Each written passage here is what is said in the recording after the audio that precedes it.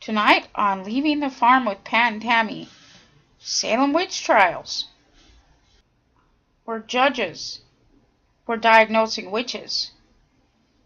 From dailymail.co.uk. Charles in NHS Homeopathy Row. Prince holds secret meeting with health secretary to lobby for treatment denounced by top doctors as witchcraft. Apparently, they're not getting their cut. Judges representing the medical industry and the psychological industry. Medical propaganda.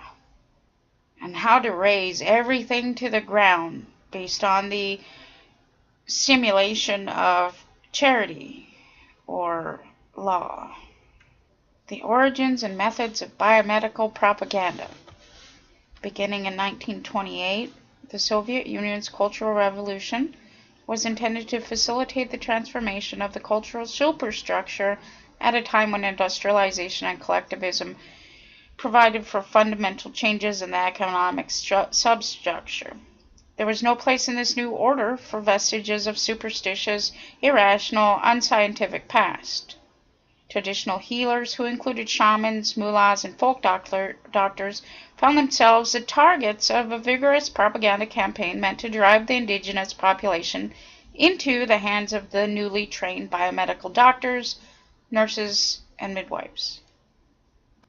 Otherwise known as Foundling Hospitals, introduced by the 1864 Geneva Convention, whereby prisoners of war have been maintained in hospital settings, or they're being saved from themselves.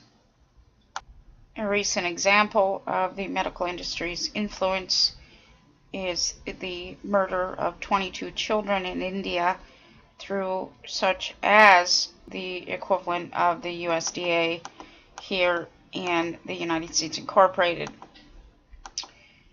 The children fell ill after eating a meal with rice and soybeans and potatoes prepared with an oil apparently contaminated with insecticide. The headmaster of the school, located around 25 kilometers from the city of Chhapra in the Saranda district of Bihar, is reported to have fled the school when the children started vomiting. Police have registered a case of criminal negligence against him. But reporting sources are saying that the school staff had contacted school officials and said, look, this oil seems to me like something's wrong with it. And they were still directed to feed it to the children. This is murder and maintained by everyone's government, everyone's corporate governance that benefits off of each and every part of this, including the sickness, illnesses that were caused, goes into the medical industry. The trauma that this causes goes into the psychological industry. The criminalization that the children will experience later because of the fallout from having their peers murdered in a place where they felt safe. Criminal industry. This is a cyclical pattern over and over and over again, maintained and run by the criminal, psychological, and medical industries. Commerce. Corporate policy. Ensuring that corporations are maintained on corporate welfare at our expense, human expense. Quote, tending not merely to the medical, but also the spiritual needs of the community, traditional healers served as cornerstones of Kazakh culture. Undermining these healers was essential to both the expansion of biomedicine and the securing of the state's exclusive authority at the local level. Medical propaganda offered an opportunity to convince Kazakhs of the dangers of their traditional healers.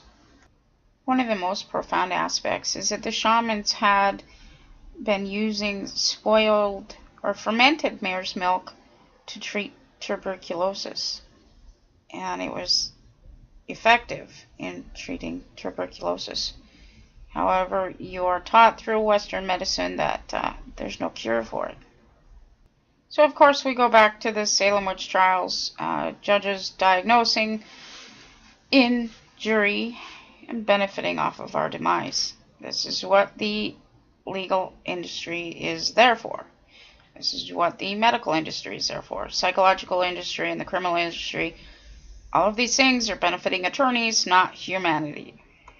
If you would like to learn more about leaving the farm, please join us tonight and every Saturday, 6 to 8 p.m., only on Revolution Radio, freedomslips.com. No need to expect us, we're already here.